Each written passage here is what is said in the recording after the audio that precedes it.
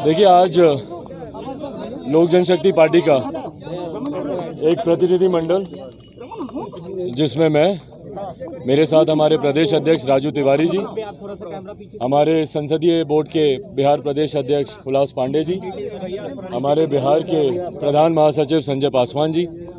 हमारे संगठन के महामंत्री संजय सिंह जी, हमारी लोक जनशक्ति पार्टी की वरिष्ठ नेत्री और जहानाबाद से पूर्व प्रत्याशी हमारी इंदु कश्यप जी, हम इस प्रतिनिधि मंडल ने मां महिम जी से मुलाकात की और साथ में हमारे तमाम और वरिष्ठ साथी और पदाधिकारी साथी साथ में हैं। इस प्रतिनिधि मंडल ने मां महिम जी से मुलाकात की और मुलाकात का मुख्य उद्देश्य बिहार में जिस तरीके से अपराध चरम सीमा पर आ गया है और कानून व्यवस्था पूरी तरीके से धराशायी हो गई है, और ये इन भारी शब्दों का प्रयोग मैं सिर्फ बोलने के लिए नहीं कर रहा हूँ, आप सबके कैमरे साक्षी हैं इस बात के। आप ही वो हैं लोकतंत्र का, भैया आप लोग चौथा स्तंभ हैं, और आप ही लोग हैं जिन्होंने निरंतरता में बिहार में बढ़ते हुए अपराध को लेकर अपनी खबरों को बेबाकी से मजबूती से रखा है।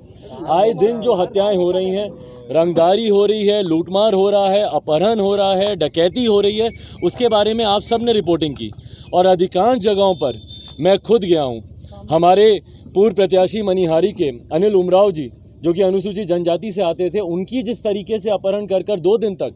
मैं एसपी साहब के संपर्क में रहा, निरंतर उनसे बात होती रही, पर उसके बाद भी जिस तरीके से उनकी निर्मम हत्या कर दी गई। उसके बाद कल मैं मेयर साहब के यहाँ गया, कटिहार के जो मेयर साहब हैं शिवराज पासवान जी, उनकी जिस तरीके से हत्या कर दी गई, उनको बाहर बुलाकर सीने में 3 गोलियां सामने से लाकर दाग दी गई, चश्मदीद होने के बावजूद, आई विटनेसेस होने के बावजूद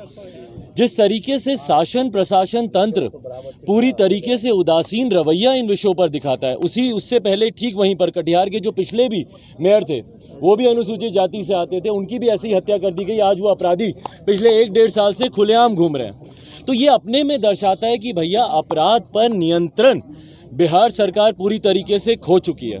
और इसीलिए हम लोगों ने बिहार के जो मुख्यमंत्री हैं वो हमारे प्रदेश के गृह मंत्री भी हैं। गृह विभाग की जिम्मेदारी उन्हीं की है। बिहार में लॉ एंड ऑर्डर सुचारू रूप से चले, ये जिम्मेदारी हमारे मुख्यमंत्री की है। पर उनके रहते हुए अगर बिहार में इस तरीके से आपराधिक घटनाएं बढ़ती जा रही हैं, और ख़ास तौर पर चिंता की बात इसलिए है कि ऐसे लोगों को टारगेट किया जा रहा है जो कि अनुसूचित जाति जनजाति से आते हैं, जो अपने क्षेत्र में अपने समाज में पॉपुलर हो रहे हैं, जो प्रदेश में राष्ट्रीय स्तर पर हो, प्रदेश के स्तर पर हो या अपने क्षेत्रीय स्तर पर हो, उनकी लोकप्रियता बढ़ती जा रही है। ऐसे लोगों को ये लोग टारगेट कर रहे हैं। और ये मैं इस बात को ज़्यादा पुख्ता तरीके से इसलिए कह सकता हूं क्योंकि मेरा एक अपना अनुभव रहा है मुख्यमंत्री नीतीश कुमार जी के साथ में। मैंने उनको देखा है कि किस तरीके से जातीयता के आधार पर वो राजनीति अपनी करते हैं। कोई दलित वर्ग का या महादलित वर्ग का कोई व्यक्ति सामने आए, ये मुख्यमंत्री नीतीश कुमार जी को बर्दाश्त नहीं होता। मेरे नेता, मेरे आदर्श आदरणीय रामविलास पासवान जी को आप सबके कैमरों के सामने किस तरीके से कितनी बार उन्होंने अपमानित करने की कोशिश की। भाई, जब बिहार के गवर्नर फ़ोन करके उनका हालचाल पूछ रहे थे, जब देश के राष्ट्रपति उनका हालचाल पूछ रहे थे, जब देश के प्रधानमंत्री हमारे नेता का हालचाल पूछ रहे थे, कोई सत्ता विपक्ष का चीफ मिनिस्टर ऐसा नहीं होगा जिन्होंने फ़ोन करके उनका हालचाल नहीं पूछा। वहीं जब आप लोगों ने मुख्यमंत्री जी से पूछा कि भैया उनका स्वास्थ्य कैसा है, तो छूटते ही बोलते हैं अच्छा हमको तो मालूम ही नहीं है। तो जिस प्रदेश के मुख्यमंत्री ने अनुसूचित जाति जनजाति के लोगों के साथ हमेशा भेदभाव किया हो, उनके साथ हमेशा बदले की भावना रखी हो, और उनको टारगेट कर उनकी हत्या करवाई गई हो, उनके ऊपर आपराधिक असामाजिक तत्वों के द्वारा उनके ऊपर अटैक करवाया गया हो, इन तमाम चीज़ों की जानकारी हम लोगों ने आज मां महिम जी को दी है, उनके संज्ञान में दिया है। क्योंकि राज्य सरकार के ऊपर और मुख्यमंत्री जी के ऊपर से बिहारियों का विश्वास उठ गया। भाई, मैं आशीर्वाद यात्रा पर हूँ और आप लोग मुझे टोकिए कि क्या मेरी आशीर्वाद यात्रा में क्या जन समर्थन नहीं आ रहा, क्या अपार जन सैलाब नहीं आ रहा। बोलिए कि मैं जहाँ जा रहा हूँ उस जिले में मुझे समर्थन नहीं मिल रहा। जो समर्थन मिल रहा है उसके साथ मुख्यमंत्री नीतीश कुमार जी और मौजूदा बिहार की सरकार के खिलाफ एक आक्रोश भी देखने को मिल रहा है। नफरत करने लगे हैं बिहार के लोग मुख्यमंत्री नीतीश कुमार जी की योजनाओं से, इनकी नीतियों से। इन्होंने ही कहा था ना अनुसूचित जाति जनजाति के लिए कि भैया अगर वहाँ पर कोई हत्या होगी किसी दलित परिवार में तो उनके आश्रितों को सरकारी नौकरी दी जाएगी। पहली बात तो हम लोग को इस बात का भी एतराज़ था, हम लोग को चिंता थी इस बात की कि भैया हत्या की बात की है, कहीं ऐसा ना हो कि कोई दूसरी भावना के तहत हत्या बढ़ने लग जाए बिहार में, जो कि देखने को भी मिल रहा है कि भाई हत्या बढ़ी है। पर उसके बाद क्या आपने उनके आश्रितों को नौकरी दी? सिर्फ ये जो आप झूठे बहाने जो आप देते हैं चुनाव के वक्त, पूछिए ना मुख्यमंत्री नीतीश कुमार जी को, भाई जहाँ पे हत्या हो रही है, नालंदा में 2 युवक लड़कों को गला रेत कर उनकी हत्या कर दी गई, जहाँ मैं जा रहा हूँ डीएमएसपी से मैं बात करता हूँ, बोलते हैं कि भैया हमारे पास कोई नोटिफिकेशन नहीं आया इनको। तो जो आप समाज को ठगने का काम कर रहे हैं, खासतौर पर दलित, महादलित और अनुसूचित जनजाति के लोगों को जो आप ठगने का काम कर रहे हैं, उसके खिलाफ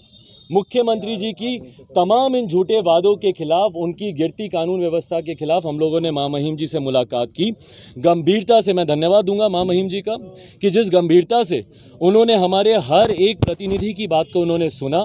और उसके बाद उन्होंने हम लोग को आश्वासन दिया है कि वो बात करेंगे इसके ऊपर, आगे इसको गंभीरता से लेंगे। इन तमाम चीज़ों पर उन्होंने सकारात्मक आश्वासन हम लोगों को दिया है और मैं उम्मीद करता हूं, क्योंकि राज्य सरकार से अब ना मुझे ना किसी बिहारी को उम्मीद बची है, तो मैं उम्मीद करता हूं कि केंद्र के हस्तक्षेप से बिहार में कम से कम बढ़ता अपराध नियंत्रित होगा। लालू यादव ने आपको आज नेता माना है, दिल्ली में उन्होंने कहा है कि चिराग पासवान ही नेता है, लीडर है। भाई अगर मेरे अभिभावक अगर मुझे नेता मानते हैं तो मेरे लिए इससे बड़े गर्व की और क्या बात हो सकती है। मेरे पिताजी, मेरे नेता आदरणीय रामविलास पासवान जी के सहयोगी रहे हैं, साथी रहे हैं, दोनों की मित्रता अच्छी रही है एक लंबे समय तक। लालू जी ने, मेरे नेता आदरणीय रामविलास पासवान जी ने, दोनों ने साथ मिलकर काम किया है और अगर उनकी तरफ से अगर मुझे ऐसा प्रोत्साहित करने वाला अगर बयान आता है जिसमें वो मुझे नेता कहते हैं तो उसके लिए मैं उनका दिल से, हृदय से मैं उनका धन्यवाद करता हूँ।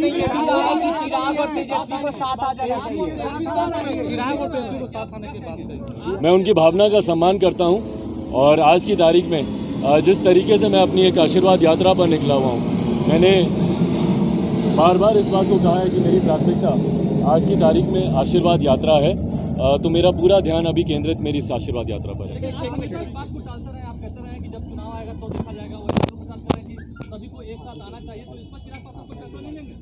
देखिए, जैसा मैंने कहा कि मैं उनकी भावना का सम्मान करता हूं, बट आज की तारीख में मेरी प्राथमिकता